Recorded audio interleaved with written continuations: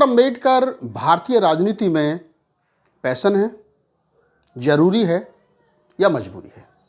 जिस अंबेडकर के नाम से कुछ राजनीतिक दल दूरियां बना करके रखते थे और जो भारतीय राजनीति अंबेडकर से लंबे समय तक दूरी बना करके रही, आज सदन के दोनों सदन में, राज्यसभा लोकसभा में, अगर सुबह से शाम तक भारतीय संविधान पर डिबेट होती है तो उसमें हजारों बार अंबेडकर का नाम लिया जाता है। गृह मंत्री अमित शाह की स्टेटमेंट आप कैसे देखते हो, लेकिन मैं कैसे देखता हूं, जिस भाषा में गृह मंत्री ने अंबेडकर को अपमानित करने की कोशिश की है, बस आज का ये वीडियो उसी के आसपास होने वाला है। तो वीडियो के अंत तक बने रहिए। नमस्कार, मैं राहुल नागपाल और आप देख रहे हैं हमारे YouTube चैनल जिसका नाम है बोल 85। राज्यसभा में गृह मंत्री अमित शाह के द्वारा डॉक्टर अंबेडकर पर की गई अभद्र टिप्पणी से देश के तमाम अंबेडकरवादियों में उबाल है। विपक्षी दल यानी कांग्रेस, आम आदमी पार्टी, समाजवादी पार्टी, अन्य विपक्षी दल इसको मुद्दा बना रहे हैं और बनाना भी चाहिए। 2 दिन तक भारतीय संविधान पर बहस चली, 75वें संविधान दिवस पर बहस चली और बाबा साहब डॉक्टर अंबेडकर को पक्ष और विपक्ष ने चाहते ना चाहते हुए भी हजारों बार सलूट किया, सलाम किया। डॉक्टर अंबेडकर के नाम की दुहाई दी गई। बताया गया कि डॉक्टर अंबेडकर नहीं होते तो संविधान नहीं होता, और संविधान नहीं होता तो इस देश के करोड़ों करोड़ महिला, अछूत, ओबीसी, बैकवर्ड के तमाम उन लोगों का शायद भला नहीं होता। लेकिन जैसे ही एक देश एक चुनाव का बिल सदन में रखा गया और उसके बाद जिस प्रकार की भाषा का इस्तेमाल गृह मंत्री अमित शाह ने किया है, वो किसी से ढका और छुपा नहीं है। सबसे पहले आप इस बयान को देख लीजिए, उसके बाद मैं अपनी बात आगे रखूंगा। अभी एक फैशन हो गया है, अंबेडकर अंबेडकर अंबेडकर अंबेडकर अंबेडकर अंबेडकर। इतना नाम अगर भगवान का लेते तो 7 जन्मों तक स्वर्ग मिल जाता। तो ये वो बयान है जिस बयान को लेकर के देश की राजनीति में उबाल है। गृह मंत्री अमित शाह ने जिस प्रकार की भाषा का इस्तेमाल किया है वो कतई भी शोभनीय नहीं है। मैं उसकी कड़ी निंदा करता हूं और कड़े शब्दों में निंदा करता हूं। बाबा साहब डॉक्टर अंबेडकर के बारे में ये कहना कि अंबेडकर अंबेडकर अंबेडकर अंबेडकर एक पैशन हो गया है, और अगर इतनी बार भगवान का नाम लिए होते तो 7 बार स्वर्ग में चले जाते, 7 जन्म तक स्वर्ग में चले जाते। तो आप समझिए कि डॉक्टर अंबेडकर, जिसको इस देश के SC, ST, OBC, माइनॉरिटी, जिनको संवैधानिक अधिकार मिले हैं, वो भगवान के तरीके से मानते हैं, भगवान की तरह उनको मान सम्मान देते हैं। वहीं देश के गृह मंत्री और उनकी पूरी सरकार, जो कहीं ना कहीं बाबा साहब डॉक्टर अंबेडकर को चीख चीख करके अपना आदर्श मानती है, लेकिन उनके अंदर की सच्चाई क्या है, उनके मन और मस्तिष्क में जो मनुस्मृति घुसी है, वो सच्चाई ये है।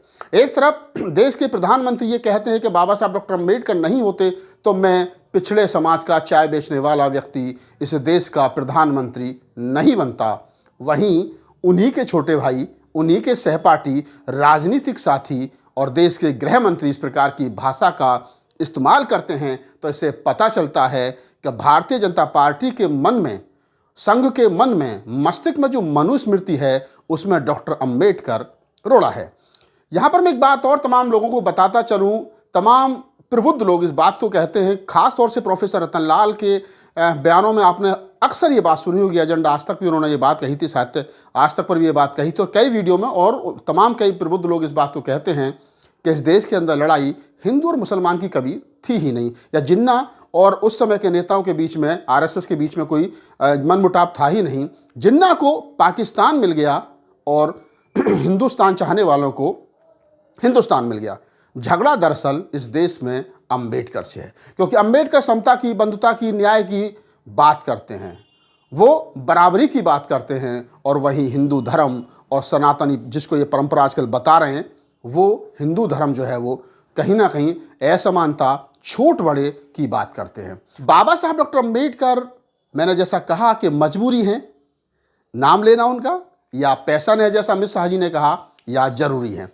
वर्तमान समय में लोकतंत्र को बचाए रखना है, जमहूरियत को बचाए रखना है और भारतीय संविधान को बचाए रखना है, तो डॉक्टर अंबेडकर के नाम की माला जपना बेहद ज़रूरी है, क्योंकि डॉक्टर अंबेडकर ही एक वो नाम है एक वो शख्सियत है वर्तमान समय में जो इस देश में जमहूरियत को मजबूत कर सकता है, और डॉक्टर अम्बेडकर की एक हाथ में फोटो और दूसरे हाथ में संविधान लेकर के इन लोगों से लड़ा जा सकता है। तो कुल मिलाकर के इनके मन मस्तिष्क में जो है वो डॉक्टर अम्बेडकर कहीं ना कहीं हिंदू राष्ट्र के बीच में खतरा है। दूसरी तरफ मैं बताता चलूं कि जिस प्रकार की भाषा का इस्तेमाल अमित शाह ने किया है, इस भाषा से नाराज कांग्रेस के बड़े नेता पवन खेड़ा हों, चाहे आप जाइए गूगल करिए, चाहे मल्लिकार्जुन खड़गे साहब के बेटे प्रियंक खड़गे जो कर्नाटक में मिनिस्टर हैं, उन्होंने लंबा चौड़ा इस पर एक ब्लॉग लिखा है बाकायदा। तो विपक्ष में गुस्सा है, और आज दिल्ली की जो आम आदमी पार्टी है वो बीजेपी के कार्यालय का घेराव भी कर रही है। तो आप ये समझिए कि डॉक्टर अम्बेडकर, जैसा मैंने कहा कि मजबूरी है या पैशन है या जरूरी हैं। जो लोग इस देश के संविधान को और जमहूरियत को बचाए रखना चाहते हैं, उनके लिए डॉक्टर अम्बेडकर जरूरी हैं, वो चाहे किसी भी पार्टी के हैं। और जो लोग सिर्फ बाबा साहब डॉक्टर अम्बेडकर का नाम लेकर के डॉक्टर अम्बेडकर के मानने वालों की वोट लेकर के सरकार बनाना चाहते हैं, उनके लिए जो है बाबा साहब डॉक्टर अम्बेडकर पैशन हो सकते हैं, लेकिन या मजबूरी हो सकते हैं, लेकिन अगर देश में सही मायने में लोकतांत्रिक ढांचे को बचाए रखना है तो डॉक्टर अम्बेडकर जरूरी है। बाबा साहब डॉक्टर अम्बेडकर ने लोकतांत्रिक ढांचे को बचाए रखने के लिए, जो लोकतंत्र को मजबूत करने के लिए जो 8 पॉइंट बताए थे, वो 8 पॉइंट मैं आपके साथ साझा कर लेता हूं। शायद यही वो 8 पॉइंट हैं जो गृह मंत्री अमित शाह और बीजेपी और आरएसएस के हिंदू राष्ट्र के बीच में या उनकी मनमानी करने से कहीं ना कहीं उनको रोकते हैं। तमाम विपक्ष को चाहिए कि बाबा साहब डॉक्टर अम्बेडकर के इन 8 पॉइंटों पर भी बात करें। बाबा साहब कहते थे कि अगर आपको लोकतंत्र मजबूत करना है या लोकतंत्र मजबूत रखना है तो उसके लिए आपको इन 8 मूल्यों पर खरा उतरना पड़ेगा। बाबा साहब ने कहा कि जनता में शिक्षा का स्तर बढ़ाया जाना चाहिए, यानी शिक्षा बेहतर होनी चाहिए। अब सोचिए, बाबा साहब कहते थे कि लोकतंत्र को मजबूत करने के लिए लोगों को शिक्षा जरूरी है। आज की सरकार शिक्षा को बर्बाद कर रही है, सरकारी स्कूलों को बंद कर रही है और शिक्षा इतनी महंगी कर दी है कि आम लोगों के हाथ से शिक्षा दूर होती जा रही है। तो पहले पॉइंट पर सरकार फेल है। दूसरे पॉइंट पर बाबा साहब डॉक्टर अम्बेडकर कहते हैं कि गरीबी उन्मूलन होना चाहिए, यानी गरीबी नहीं होनी चाहिए, गरीबी खत्म होनी चाहिए। अब एक तरफ जब प्रधानमंत्री और तमाम बीजेपी के बड़े नेता कहते हैं कि देश विकसित राष्ट्र की तरफ बस बढ़ रहा है, वहीं 80 करोड़ लोगों को 5 किलो अनाज पर जीवन व्यतीत करना पड़ता हो, तो आप समझ सकते हैं कि बाबा साहब डॉक्टर अम्बेडकर का जो लोकतंत्र को मजबूत करने का दूसरा पॉइंट था, उस पर सरकार खरी नहीं उतर रही है। तीसरा पॉइंट, बाबा साहब डॉक्टर अम्बेडकर ने कहा कि लोगों को मतदान करने हेतु प्रोत्साहित किया जाना चाहिए। लोगों को मतदान करना चाहिए, इसके लिए सरकारों की जिम्मेदारी है कि उनको प्रोत्साहित करे। सरकार क्या कर रही है? अगर सरकार को ये पता चल जाए कि इस लोकसभा, इस विधानसभा में बीजेपी हार जाएगी, तो वहाँ पर वो दूसरी पार्टी के लोगों के वोट कटवा रही है, और आज की तारीख में लाखों लाख वोट वोटर लिस्ट से गायब हैं। मैं दिल्ली में रहता हूँ, मैंने चेक किया, इस बार मेरा भी वोट कट गया। मेरा और मेरी मिसेज का कोशिश की जा रही है कि उसको जुड़वा जाए। चौथा पॉइंट है, बाबा साहब डॉक्टर अम्बेडकर कहते हैं चौथे पॉइंट में, बुद्धिमान एवं शिक्षित लोगों के नेतृत्व की भूमिका दी जानी चाहिए, यानी बुद्धिमान और शिक्षित लोगों के हाथ में नेतृत्व की भूमिका देनी चाहिए। क्या वर्तमान समय में बाबा साहब डॉक्टर अम्बेडकर के इस बात पर सरकार खरी उतर रही है? संविधान को गाली देने वाले, लोकतंत्र को गाली देने वाले, अल्पसंख्यक मुसलमानों को गाली देने वाले लोगों को सरकार बुला करके पुरस्कारित कर रही है। आप समझ सकते हैं कि बाबा साहब डॉक्टर अम्बेडकर ने जो बात कही थी, उस पर सरकार खरी नहीं उतर रही है। पांचवें पॉइंट में बाबा साहब डॉक्टर अम्बेडकर कहते हैं कि सांप्रदायिकता का उन्मूलन होना चाहिए, यानी सांप्रदायिकता नहीं होनी चाहिए, और सरकार मस्जिद के नीचे मंदिर ढूंढ रही है, सांप्रदायिक ताकतों को बढ़ावा दे रही है, और जो लोग इस प्रकार के काम कर रहे हैं उनको सरकार बुला करके राज्यसभा, लोकसभा, विधानसभा, एमएलसी, विधान परिषद में भेज करके सम्मानित करने का भी काम जो है वो कर रही है। वहीं बाबा साहब डॉक्टर अम्बेडकर छठे पॉइंट पर कहते हैं कि निष्पक्ष एवं जिम्मेदार मीडिया सुनिश्चित किया जाना चाहिए। ये मज़ेदार पॉइंट है। अब आप खुद समझ सकते हैं कि मीडिया कितना निष्पक्ष है। सुबह से शाम तक मोदी जपने वाला मीडिया, जिसको मेन स्ट्रीम मीडिया कहते हैं, वो सुबह से शाम तक मोदी जी के नाम की माला जपता है। तो इसका मतलब मीडिया भी निष्पक्ष नहीं है। सातवें पॉइंट में बाबा साहब कहते हैं कि लोकतंत्र में जिम्मेदार विपक्ष का होना बहुत जरूरी है, इसलिए एक रचनात्मक विपक्ष होना चाहिए। रचनात्मक जिम्मेदार विपक्ष होना चाहिए जो हर मुद्दे को जिम्मेदारी के साथ उठाए। इस बार विपक्ष में कुछ एकजुटता दिखी है इंडिया गठबंधन के, अन्यथा विपक्ष को तोड़ने और डराने की कोई कमी मोदी सरकार ने नहीं छोड़ी है।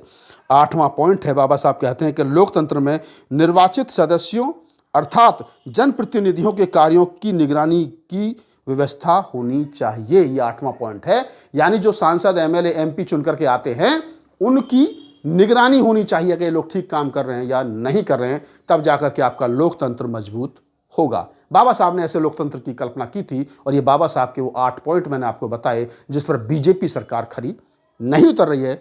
और ऊपर से इस प्रकार की भाषा गृह मंत्री की कितनी शोभनीय है, ये तमाम अम्बेडकरवादियों को चिन्हित करना चाहिए।